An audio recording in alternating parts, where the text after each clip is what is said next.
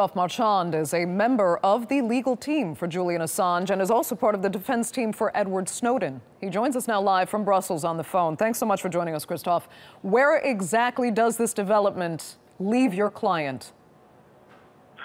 Well, he was in such a bad situation in the sense that it's 7 years of investigation without any charge. So it's very unknown, I would say, in my experience as a criminal lawyer.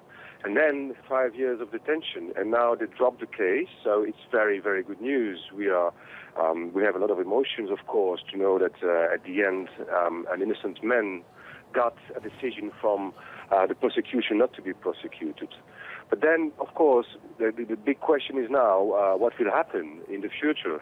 And we are at the moment in a situation where we are, I think, working and evaluating what is the situation, especially regarding a possible U.S.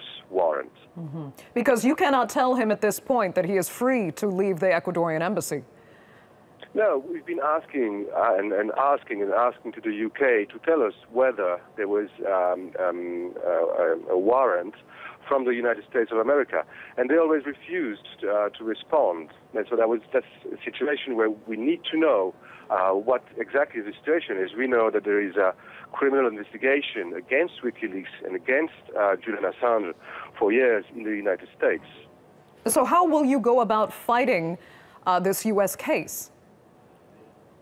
Well, of course, when Julian Assange went to the Ecuadorian embassy in 2012, he just got asylum over there because there is a fear if he goes to the United States that he would not benefit of a fair trial, but that he would also be submitted to inhuman and cruel treatment. So that's why we don't want him to go to the U.S., because we fear he would face there a very bad situation. And of course, we all have in mind the situation of Chelsea Manning and how the way she was handled by the U.S.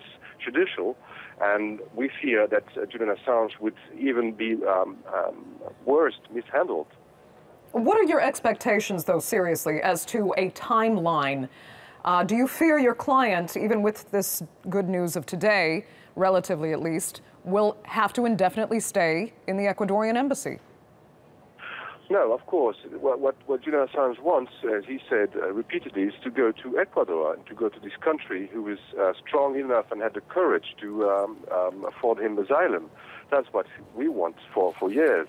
Now, of course, it's such a complex legal situation because so many states are involved, and then just like you have a prison with 3 doors. The first door was the Swedish one, then you have a US one, and then you also have a UK one, because the London police just said that if he would leave the embassy today, he would be arrested because he did not respect the bail conditions when he was under warrant from Sweden. Let me ask you, though, if this works in your favor and he is granted the right to leave, is the plan to move directly to Ecuador, claim asylum, and that is where he will stay? And will he go back to working and managing Wikileaks? Well, he's still working and managing Wikileaks, as you know.